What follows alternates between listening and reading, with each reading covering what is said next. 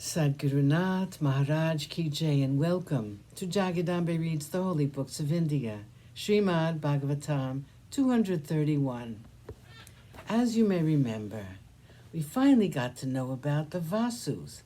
They were celestials, and they didn't want to come to the earth, but they were cursed to do so. So they asked Ganga to be their mother and drown them in the river as soon as they were born. She kept her promise, but one of the Vasus, who was the chief miscreant, could not be thrown into the river. He had to live in the world, and he was Devavrata. Mahabhishak was born again as Shantanu, and he married Ganga. 7 of their sons were thrown into the river, and when she was about to throw the 8th child, he stopped her from doing so. So she therefore left him and went away, taking her son with her. This son was brought up under the guidance of the divine preceptors and returned to Shantanu later. He was Devavrata. Shantanu later fell in love with a beautiful woman named Satyavati. She was the daughter of a fisherman, and he wanted the son born of his daughter to be the emperor. Shantanu could not agree to it since Devavrata was the crown prince. However, the prince came to know about the incident, and without his father knowing about it, he went to the fisherman and brought his daughter to the city as the bride of the king.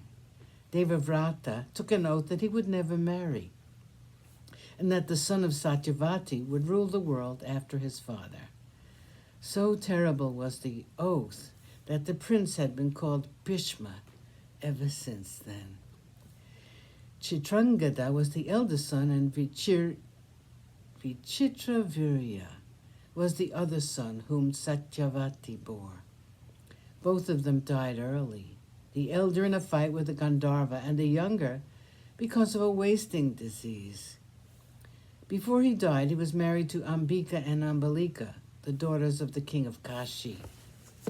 He died childless, and there was a fear that the Chandravamsha would have no descendants. Before her marriage with Shantanu, Satyavati had been taken by the sage Parashara, and to them was born the great Vyasa. When Vichitravirya died, his mother summoned her son, Vyasa, and asked him to take the wives of her dead son. Vyasa did, and 3 sons were born, Dhritarashtra, Pandu, and Vidura.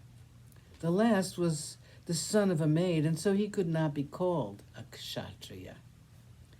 Dhritarashtra married Gandhari, the princess of Gandhara, and she bore him 100 sons, the eldest of whom was named Duryodhana. A daughter named Dushala was also born.